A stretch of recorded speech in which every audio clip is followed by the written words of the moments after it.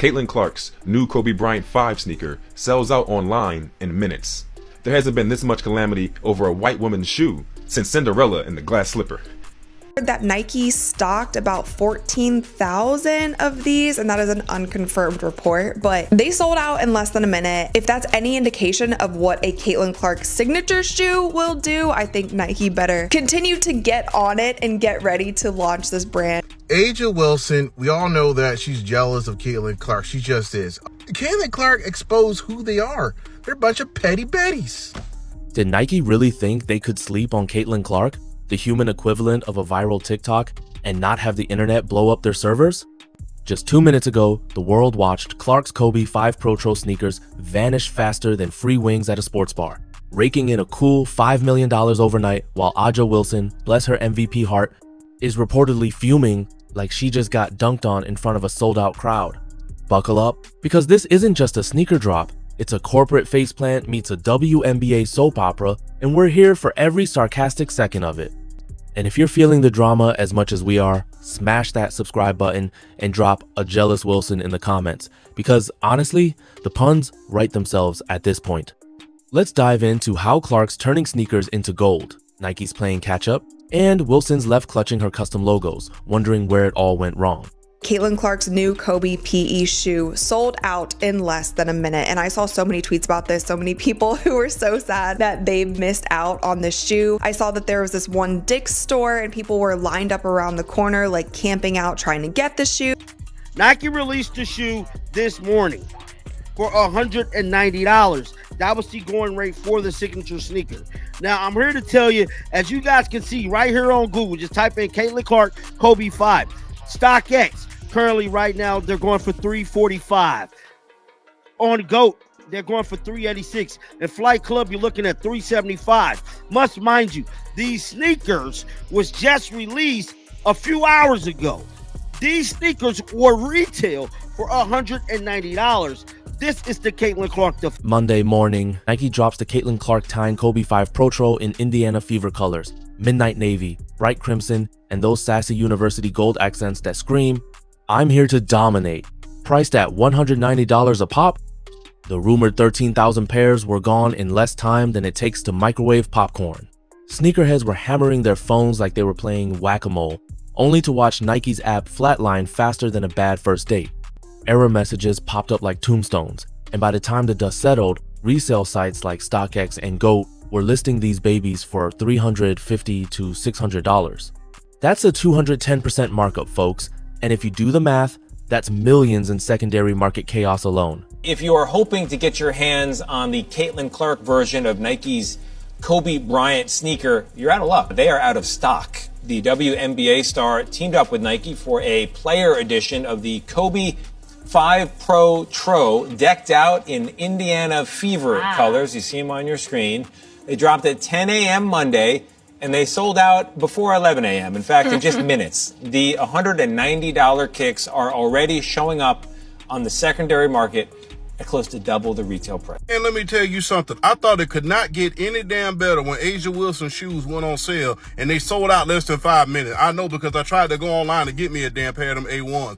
I tried to get me a pair and they were sold out before I could even get on the internet good. Now today, when I go on the damn line in order to get Caitlin Clark shoes, I couldn't even get a damn pair. I thought the internet was broke when I first went on that damn place, because it's like, ain't no way they sold out in less than a minute. They just went on sale. Apparently, I was wrong, because they sold out in less than a damn minute. Clark's name didn't just sell shoes. It turned the sneaker world into a digital Hunger Games, and Nike was out here looking like they forgot to bring a bow. Insiders are whispering her cut from this frenzy. Between her $28 million 8-year deal and the hype, could easily hit $5 million in a single night's buzz. Not bad for a rookie who's still lacing up Kobe's hand-me-downs, right? But let's zoom out and talk about why this isn't just a sneaker story. It's the Caitlin Clark effect in full, glorious technicolor. That just goes to show you how much of an impact that Caitlin Clark is having on sports right about now. She's one of the most popular players on sports. She got the most votes in WNBA history as far as all-star votes for a reason. When your shoe goes on sale and it sells out in less than a minute, Do you know how quick a minute is, especially in New York, one of them big cities? A minute is very, very quick. It takes me more than a minute to make videos and post them. For your shoes to sell out in less than a minute, that's LeBron, Jordan, and Penny Hardaway-esque type popularity. And quite frankly, I'm excited for women's sports. Caitlin Clark did a hell of a job. Nike always does its best in marketing its players, and Caitlin Clark was no exception, man. So congratulations, man. This is a big win for not only Caitlin Clark, but also women's sports as well. So hell of a job. DePaula has said he thinks the Caitlin Clark shoe line could be worth $100 million in sales. And from what we've seen so far, I actually think that might be a conservative estimate. So if Elliot Hill believes that the Nike stock is going to continue to slide, it may be a situation where he is intentionally delaying the release of this shoe so that it can coincide with a big bounce in stock price ahead of a released earnings call in the spring of 2026. This woman doesn't just play basketball, she bends the laws of economics. Her games sell out arenas that were half empty last season, with road games forcing teams like the Aces to relocate because fans are clamoring for a glimpse of her logo threes. TV ratings? Up 200% when her name's on the marquee. Local bars in opposing cities are throwing Clark watch parties like she's the second coming of MJ. And don't forget Iowa's economy, which got an $82 million boost during her senior season because apparently her jump shots come with a side of GDP. Now, her Kobe 5s, technically just a player edition, not even her own signature shoe, crashed Nike servers and sparked bidding wars on eBay. In my opinion, Caitlin Clark is a big enough star and she's creating her own legacy.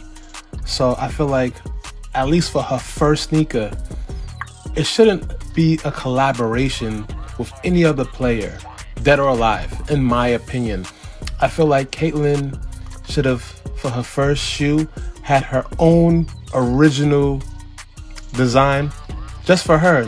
After her signature Kobe shoe sold out on Monday, and in light of driving record attendance and viewership for the WNBA, I think it's time we start asking, where is Caitlin Clark's shoe? Sneaker expert Jeff Staple called it a new era for women's sports, and he's not wrong. Clark's out here making middle schoolers, weekend warriors, and your uncle who swears he could have gone, done empty their wallets for a piece of her magic. She's not selling shoes, she's selling dreams, and the line's out the door.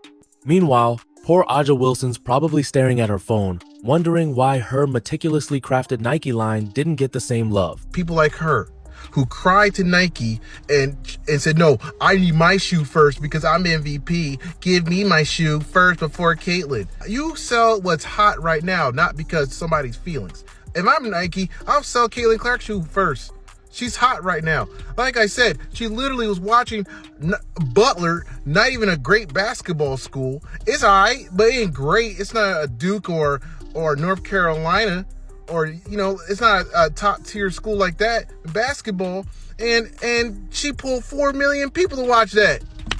Okay, just for showing up. Aja Wilson don't got that pull. She just don't. Don't get it twisted, Wilson's a beast. Two-time MVP, Olympic champ, charisma that could light up a blackout. Nike went all in on her. Custom emblems, story-driven colorways, even Malia Obama directing her commercials like it's a Hollywood blockbuster. But here's the tea. While Nike was busy scripting Wilson's coronation as the queen of hoops, her sneakers are sitting on shelves like that one cousin at the reunion nobody talks to. The hype? Lukewarm at best, with clearance racks working overtime. Compare that to Clark's, which sold out before most fans could even add them to their carts. Wilson's line feels like a heartfelt scrapbook you can lace up, beautiful, meaningful, but not exactly flying off shelves. Clark's? They're the must-have flex every sneakerhead's fighting over. And word on X is Wilson's not exactly thrilled, with posts hinting she's downright livid watching Clark's star power eclipse her own. Ouch.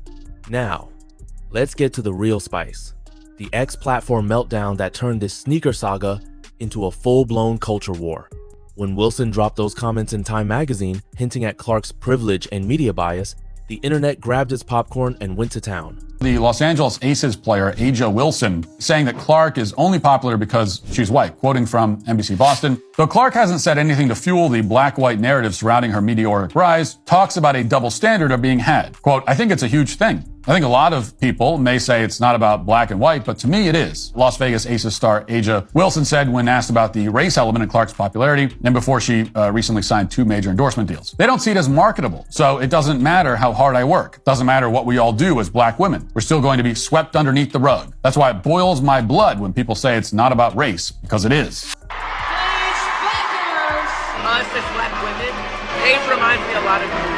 Like, you say you're not really about me.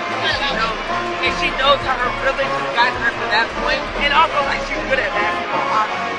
But, like, she understands her privilege and, like, pushes her over the top in a sense. Yeah, she's good at basketball or whatever, but we all know that it's her privilege that's gotten her this far. I'm so tired, bro. I'm so tired. Listen, we can continue to make fun of the WNBA salary all we want, but in reality, you're still getting 70, 80K a year to play ball worse than 12-year-olds at the rec center. I would put my life savings on some random 65-year-old dude named Samson at the YMCA if he's going against you, and yet he's there and you're here. How is that not privilege? Translation, put aside the fact that Aja Wilson herself also has a deal with Nike and a signature shoe. Ignore the fact that Aja Wilson didn't perform nearly as well as Caitlin Clark did in college or come anywhere close to matching her career points record or any of her other records. And disregard how many people find it just more enjoyable to watch Caitlin Clark's style of play than Aja Wilson's. You can't consider any of that. All you can consider is that Caitlin Clark is white. X posts lit up with fans picking sides like it's a reality show finale. One side screaming Wilson's got a point, her resume stacked, and she deserves the same hype. The other side's calling her out, pointing to her secret Nike deal extension while she was throwing shade. You had a contract the whole time, Aja, and you're mad at Caitlin? One user posted, racking up thousands of likes. Hashtags like Clark Kobe and Aja vs Caitlin turned into digital cage matches with Clark's fans flexing screenshots of her sold-out drop while Wilson's defenders waved her MVP trophies. Nike, meanwhile, played the silent game, letting the drama spiral like a bad soap opera. Could Wilson have shut it down? A quick, chill, we're both getting shoes, just wait, might have cooled things off. Instead, she fanned the flames, and now X is a war zone where every retweet's a jab and every emoji's a mic drop. But this isn't just about hurt feelings, it's about what makes Clark untouchable. Here's the thing, Caitlin Clark doesn't need a marketing team scripting her every move. Give her a ball, a hoop, and a semicircle 30 feet out and she'll write her own campaign.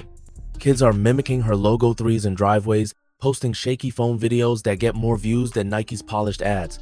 Your cousin, who only watches basketball during March Madness, he's got a Clark jersey. Her press conferences are meme factories, her games are cultural events, and her vibe? Pure, unfiltered swagger that screams, I'm here, deal with it. She's got that early 90s MJ magic, connecting with everyone from sneakerheads to grandmas who don't know a pick and roll from a dinner roll.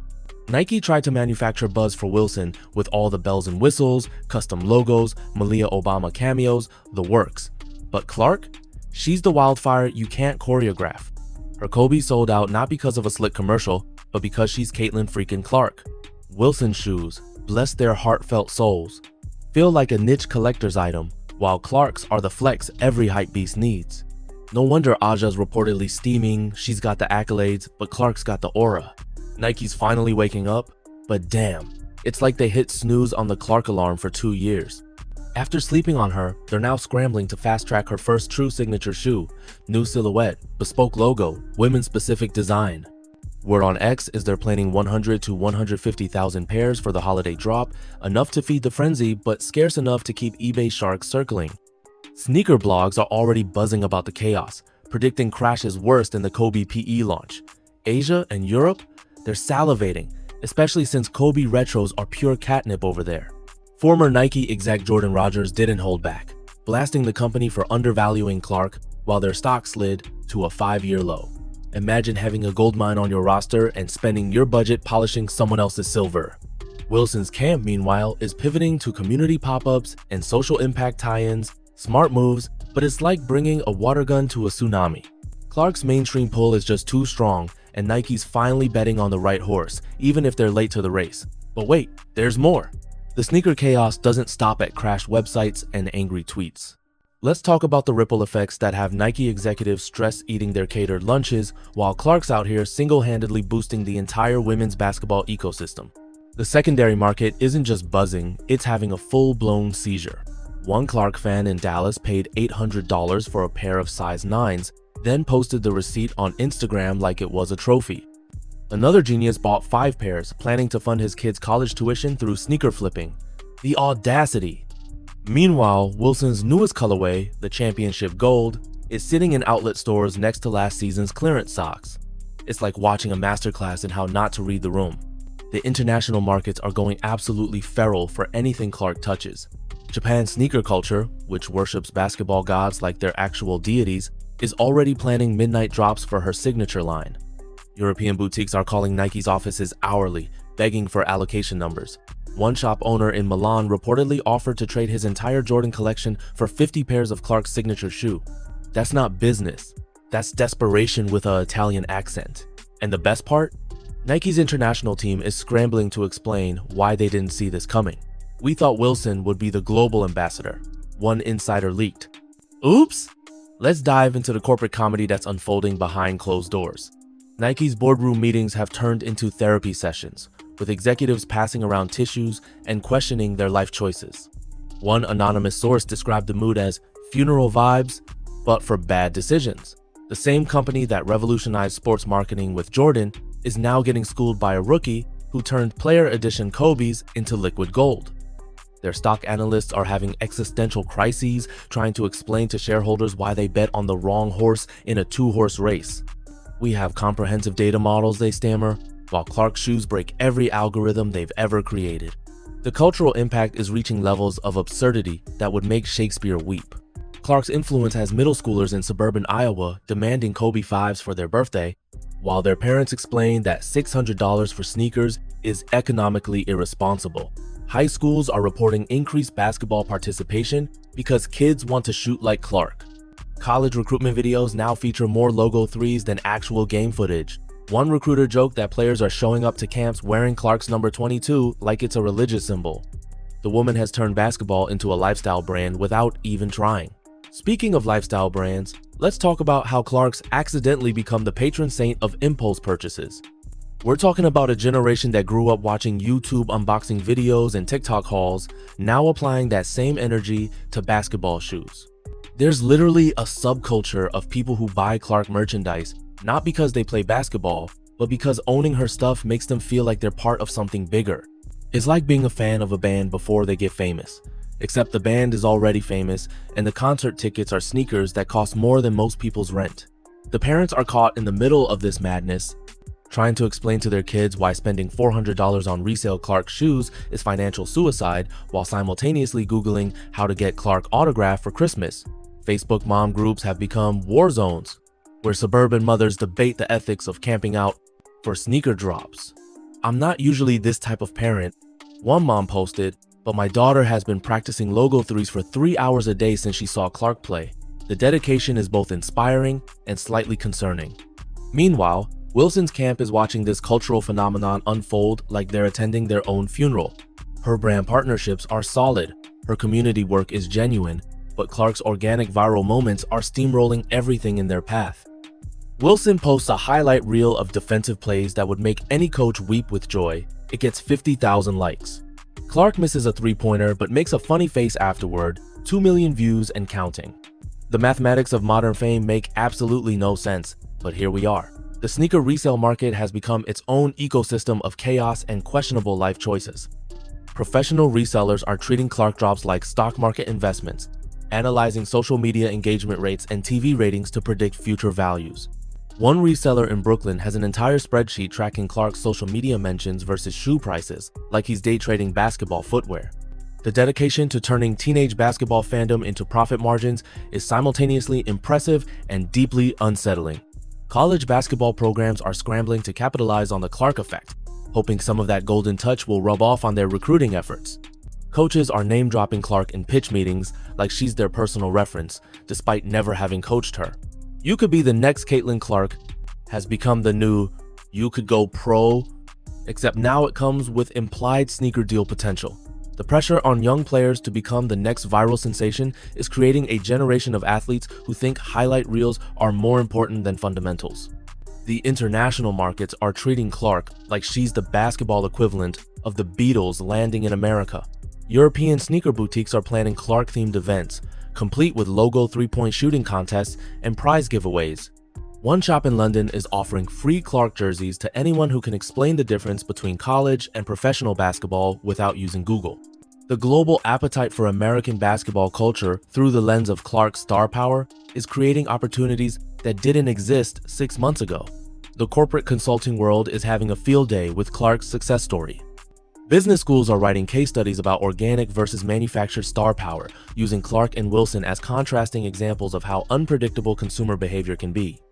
Marketing consultants are charging premium rates to explain why their algorithms didn't predict Clark's meteoric rise, like their fortune tellers who forgot to check their crystal balls. The irony of paying experts to explain why they were wrong is peak corporate comedy. If you're still here for this roller coaster of sneaker drama and corporate chaos, do us a favor and comment a jealous Wilson below, because we need to know you're picking up what we're putting down. The algorithm loves engagement, and honestly, so do we. Wilson's response to all this chaos has been a masterclass in PR damage control mixed with genuine frustration. Her Instagram stories have become cryptic art installations featuring motivational quotes about staying true to yourself and letting work speak louder than noise. Translation: she's big mad, but trying to keep it classy. Her recent podcast appearance was a diplomatic tightrope walk, praising Clark while subtly reminding everyone that she's been dominating professional basketball while Clark was still in college. "I'm happy for her success," Wilson said with the same energy as someone saying they're fine after getting cut off in traffic. The subtext was thicker than a bowl of oatmeal. The sneaker industry's response has been pure chaos wrapped in corporate spin. Adidas executives are reportedly kicking themselves for not making a play for Clark earlier, while Under Armour's team is frantically Googling how to sign viral basketball players. Puma Strategy seems to be throwing money at anyone who's ever shared a court with Clark, hoping some of that magic dust will rub off. It's like watching a bunch of kids fighting over the last piece of pizza, except the pizza is worth millions and everyone's wearing suits. Social media has become a battlefield where every opinion is a grenade and every comment section is a war zone. TikTok creators are making comparison videos between Clark and Wilson's shoes, with Clark's consistently going viral while Wilson's get the sympathy likes. Instagram influencers are posting "Get Ready With Me" videos featuring Clark's Kobe's, treating them like holy relics. X, has become a philosophical debate platform where people argue about privilege, talent, and market forces using basketball emoji and fire symbols. It's democracy in action. If democracy was run by teenagers with strong opinions about sneakers, the retail workers are living through their own version of Black Friday hell. Foot Locker employees report getting daily calls asking when Clark's signature shoe drops, while the same customers walk past Wilson's display without a second glance. One store manager in Chicago said he's considered putting Wilson's shoes in the window just to balance the aesthetic, but admits they'd probably stay there until next season. "It's not personal," he shrugs, but numbers don't lie. The brutal honesty of retail strikes again. Let's talk about the psychology behind this madness. Clark represents something that can't be manufactured in a boardroom. Authentic star power that transcends demographics. She's the cool kid who's actually nice to everyone, the talented athlete who stays humble, the superstar who feels accessible. Wilson, despite all her accomplishments, feels like the student body president, while Clark is the homecoming queen who can also solve calculus problems. It's not fair, it's not logical, but it's reality in the age of social media stardom. The generational divide is fascinating to watch. Gen Z fans treat Clark like she invented basketball, posting tribute videos and buying her merch with their parents' credit cards. Millennials appreciate her skill, but understand Wilson's frustration with the media attention disparity.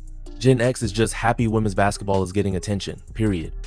Boomers are confused why anyone pays more than $50 for sneakers, but secretly proud their granddaughter wants to shoot threes like Clark. It's a beautiful mess of generational perspectives united by athletic footwear. Nike's scramble to course correct is comedy gold. They're fast-tracking Clark's signature shoe like it's a national emergency, probably calling emergency board meetings and hiring consultants to explain why their data missed the obvious. Meanwhile, Wilson's team is getting extra budget for community outreach programs, like Nike's trying to make up for their miscalculation with good intentions. It's sweet, but also kind of like giving someone a participation trophy after they've already won the game. The international sneaker community is having its own moment of reckoning.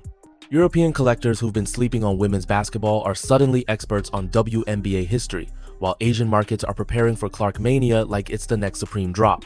The global appetite for her signature shoe is so intense that Nike's production team is probably working overtime just to meet a fraction of the demand.